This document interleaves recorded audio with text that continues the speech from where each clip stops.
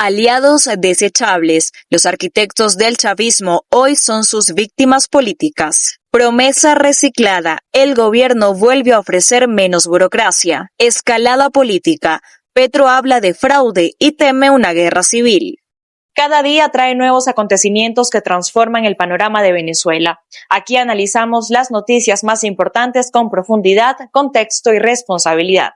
Este martes 4 de agosto los invitamos a revisar juntos los temas que están marcando la agenda nacional e internacional. Soy Génesis Pérez, bienvenidos. La llamada revolución bolivariana terminó devorando a buena parte de sus aliados históricos, hasta 6 partidos políticos que apoyaron a Hugo Chávez a tomar el poder e inclusive luego acompañaron a Nicolás Maduro, fueron absorbidos, subordinados o intervenidos vía TSJ. El proyecto autoritario que ayudaron a levantar se los devoró cuando dejaron de ser dóciles y útiles a Miraflores. Quique Frías con los detalles. La llamada revolución bolivariana, nacida bajo supuestos valores de inclusión, terminó convirtiéndose en una cúpula de poder, acusada de estar alejada de los intereses de la población.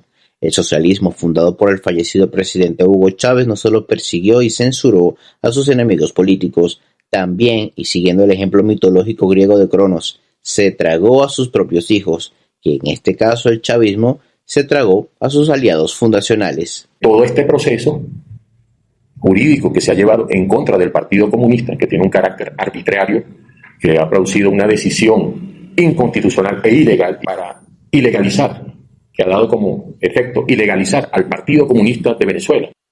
Hasta 6 partidos políticos, MEP, UPB, Tupamaro, PPT, Podemos y un histórico de las luchas de la izquierda, el PSB, fueron primero absorbidos, luego subordinados bajo maniobras políticas y luego, usando todo el peso del poder judicial que controla, el régimen chavista finalmente judicializó e intervino.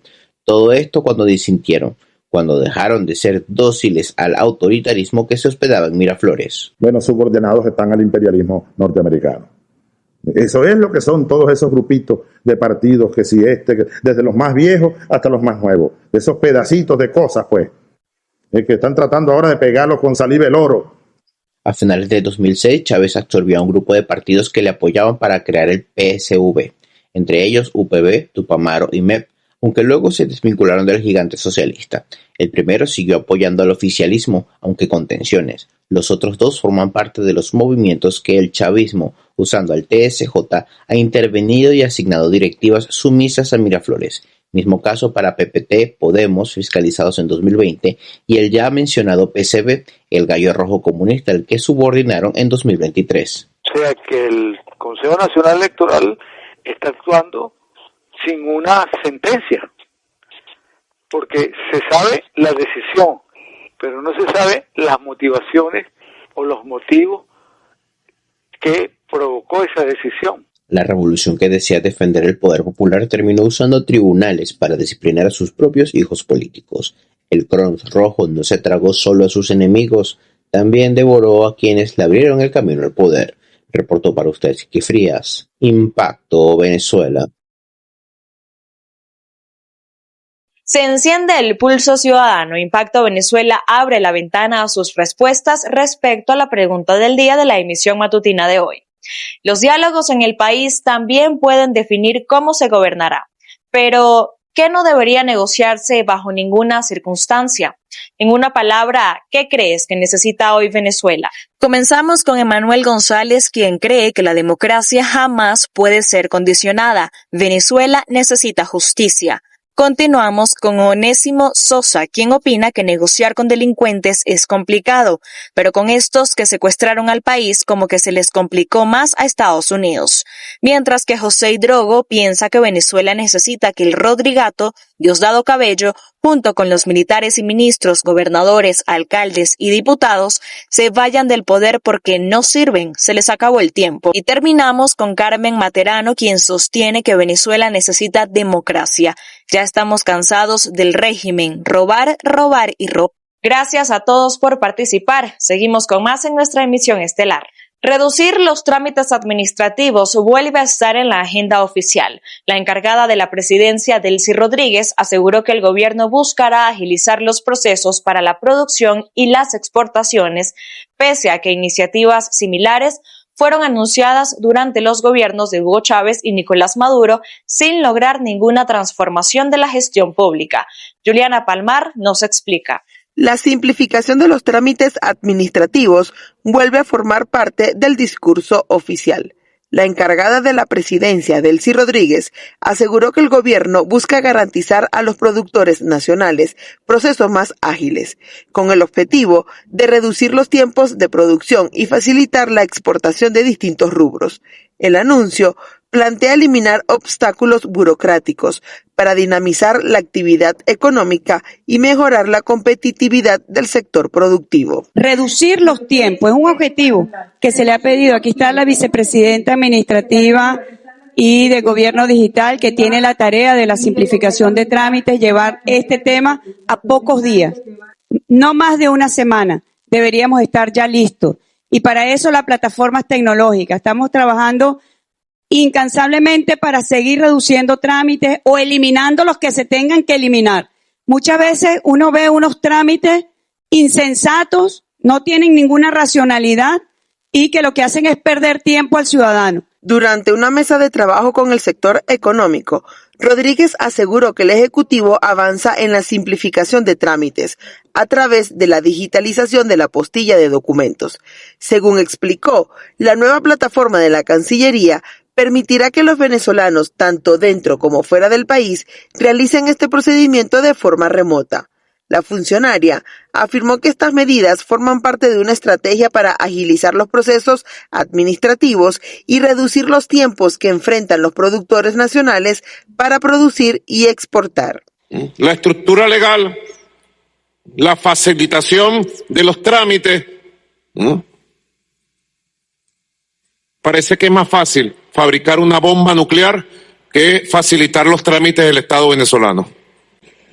Parece, porque nos hemos dado contra la misma piedra, bajamos de cuánto, de 120 a 65. 65 trámites. La promesa de reducir la burocracia no es nueva. Desde 1999, con Hugo Chávez, el Estado venezolano cuenta con una ley para simplificar los trámites administrativos. En 2014, Nicolás Maduro reformó esa legislación y creó un organismo para modernizar los procedimientos. Y este mismo año, la Asamblea Nacional volvió a sancionar una ley orgánica para la celeridad y optimización de trámites administrativos, con objetivos similares. A pesar de este marco legal, Venezuela mantiene una estructura de alrededor de 35 ministerios y cerca de 150 viceministerios, mientras la simplificación de los trámites continúa siendo una promesa recurrente de los distintos gobiernos chavistas, sin que se traduzca en una administración pública más ágil y eficiente. Para Impacto Venezuela, Juliana Palmar. Alex Saab ya tiene día y hora para rendir cuentas en Estados Unidos, el 8 de septiembre. Su juicio será ante un jurado y podrá durar 2 semanas. Pero mientras Saab enfrenta sus propios cargos, su proceso podría terminar dejando información útil para el caso que más adelante enfrentará Nicolás Maduro. María José Prado con el reporte. Alex Saab ya tiene fecha para enfrentar a la justicia estadounidense. Será el próximo 8 de septiembre, apenas unos meses después de su captura y mucho antes del juicio de Nicolás Maduro. El proceso será ante un jurado y está previsto que dure unas 2 semanas, una diferencia de calendario que pone primero en escena al empresario señalado como testaferro de Maduro. Ambos procesos, el de Alex Saab y el de Maduro, avanzan en paralelo como parte de la misma ofensiva del Departamento de Justicia contra la estructura del poder chavista. Si en ese juicio surge evidencia sobre el flujo de fondos, las estructuras offshore o quién autorizaba las operaciones, eso puede convertirse en prueba corroborante para el caso de Nicolás Maduro en Nueva York. ¿Cuál es la clave? Para que se introduzca formalmente tiene que cumplir con la cadena de custodia adecuada. Podemos observar que el Departamento de Justicia está construyendo el caso de manera acumulativa antes del juicio de Nicolás Maduro. Saab llega a este juicio después de declararse no culpable el pasado 22 de julio y pedir formalmente que su caso fuera decidido por un jurado. La Fiscalía estadounidense lo acusa de lavado de dinero, conspiración para realizar transacciones financieras ilícitas y ocultamiento del origen de recursos. El expediente busca establecer cómo se habrían movido y ocultado fondos vinculados al gobierno venezolano. Y aquí está la diferencia que puede hacer relevante este juicio para Maduro. Saab será juzgado en septiembre, mientras el proceso contra el exmandatario será previsto para junio de 2027. Son expedientes distintos y con acusaciones diferentes, pero lo que salga a la luz sobre las operaciones financieras de Saab podría aportar información útil para entender las redes que rodearon al poder venezolano. Por ahora, la primera cita ante un jurado será la de Saab. Abrir la frontera prometía un bienestar compartido entre Colombia y Venezuela. 4 años después del giro diplomático, los números revelan un negocio más beneficioso para el comercio colombiano, en contraste con la economía venezolana, que sobrevive como un mercado netamente consumidor y con una industria desgastada. Juan Gutiérrez Gamba con la información. Hace casi 4 años, Colombia y Venezuela reabrieron su frontera y restablecieron las relaciones comerciales. La promesa era recuperar una integración económica que durante años fue una de las más dinámicas de la región. Hoy, las cifras muestran avances, pero también dejan claro que el intercambio sigue lejos de los niveles que ambos países alcanzaron antes de la ruptura. El comercio binacional entre Colombia y Venezuela, producto de esas decisiones irracionales del gobierno de Colombia de entonces, cayó a unos niveles muy bajos. Comercio binacional que llegó a exhibir cifras de $7.000 millones de intercambio comercial, bajaron a 70 millones, 50 millones, y luego con la apertura hemos venido recuperando el comercio entre nuestros países. Durante el gobierno de Gustavo Petro, el comercio bilateral volvió a superar los $1.000 millones anuales, impulsado por la reapertura de los pasos fronterizos y la normalización de las relaciones diplomáticas. Sin embargo, el intercambio continúa muy por debajo del récord registrado en 2008, cuando superó los $7.000 millones. Además, la balanza comercial sigue favoreciendo ampliamente a Colombia, cuyas exportaciones crecieron con mayor rapidez que las ventas venezolanas. La recuperación ha beneficiado especialmente a los departamentos colombianos de Norte de Santander y La Guajira, así como a empresas exportadoras de alimentos, medicamentos, químicos y manufacturas. Del lado venezolano también se reactivó parte del comercio formal y del transporte de carga, pero las limitaciones de producción, la falta de financiamiento y la incertidumbre económica han impedido un crecimiento similar de las exportaciones hacia Colombia. Venezuela necesita formalmente un plan económico, no unas líneas. Hace poco el vicepresidente de Economía, el señor Cristo Ortega, presentó en un foro 4 líneas de acción. Me parece positivo, pero necesitamos mucho más, porque son 4 líneas muy generales. Claro. Tú ahora tienes que construir eso en políticas concretas, acciones concretas, con plazos, con resultados, justamente para que la gente entienda la hoja de ruta. La era Petro logró formalizar el comercio y revitalizar la frontera, pero el balance económico expone 2 realidades distintas. Mientras Colombia celebra un mercado recuperado, Venezuela consolida una relación comercial basada en la dependencia del producto extranjero y la debilidad de su propia industria.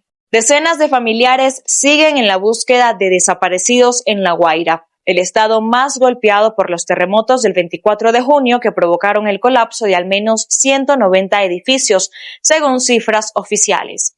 De acuerdo a declaraciones a medios locales del gobernador del estado La Guaira, José Alejandro Terán, quedan cerca de 1.400 desaparecidos.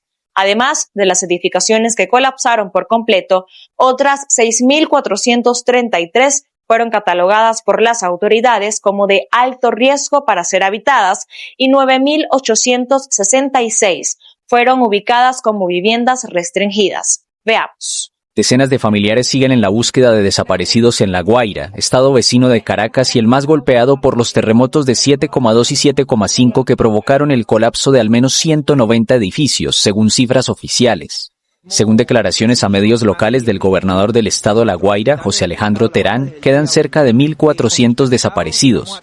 Además de las edificaciones que colapsaron por completo, otras 6.433 fueron catalogadas por las autoridades como de alto riesgo para ser habitadas y 9.866 fueron ubicadas como viviendas restringidas. Por ello, muchas de las familias que las ocupaban son atendidas en refugios temporales o se fueron a vivir con familiares o amigos.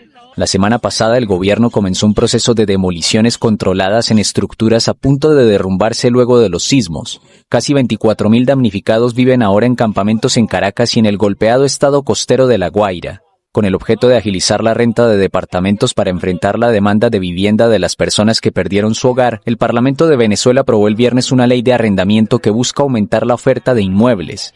La presidenta encargada, Delcy Rodríguez, dijo más temprano el lunes que la recién aprobada ley permitirá relaciones de ganar-ganar entre los propietarios de los inmuebles y quienes deseen alquilar. Ello tras décadas de incertidumbre entre propietarios por invasiones de inmuebles en medio de la falta de seguridad jurídica para recuperarlos. La norma pone fin a una ley restrictiva que en 2 décadas de chavismo desincentivó el alquiler. Rodríguez anunció también que su gobierno prevé entregar unas 4.000 viviendas al término del año y que ofrecerá financiamiento para la adquisición de inmuebles para los afectados por los terremotos más devastadores en la historia reciente del país. Lo que sucede fuera de nuestras fronteras también es importante conocerlo. Por eso analizamos las noticias internacionales que están marcando la pauta y repercuten en Venezuela. Revisamos estos hechos clave en nuestro portal de la Casa Impacto Venezuela. Petro teme por una guerra civil en Colombia. El mandatario saliente de Colombia, Gustavo Petro, aseguró que tiene pruebas de un fraude en las elecciones presidenciales que perdió su candidato y dijo que la llegada al poder del ultraderechista Abelardo de las Priella puede desencadenar una guerra civil.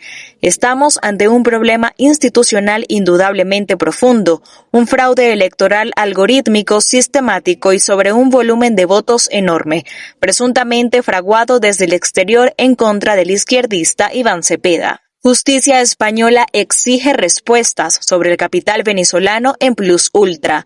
El juez que investiga en España el caso Plus Ultra pidió un exhaustivo informe sobre los cambios accionariales en esa aerolínea española a partir de 2017, año en el que ingresó el capital venezolano. La Fiscalía requiere esa investigación con el objetivo de analizar un eventual impacto de esta circunstancia en la propia consideración de la aerolínea al solicitar ayuda pública en 2021, igual que otras empresas del sector como consecuencia de la pandemia, según el escrito de la fiscal del caso, Elena Lorente, al magistrado de la Audiencia Nacional.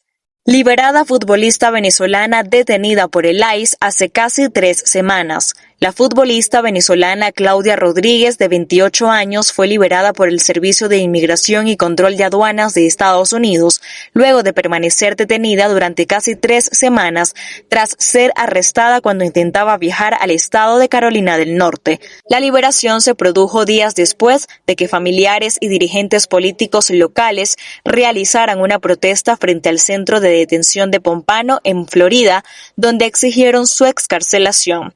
Rodríguez ingresó legalmente a Estados Unidos en 2017 y solicitó asilo. Posteriormente obtuvo el TPS y se encontraba a la espera de la audiencia de su caso migratorio cuando fue detenida. Así ponemos punto y final a la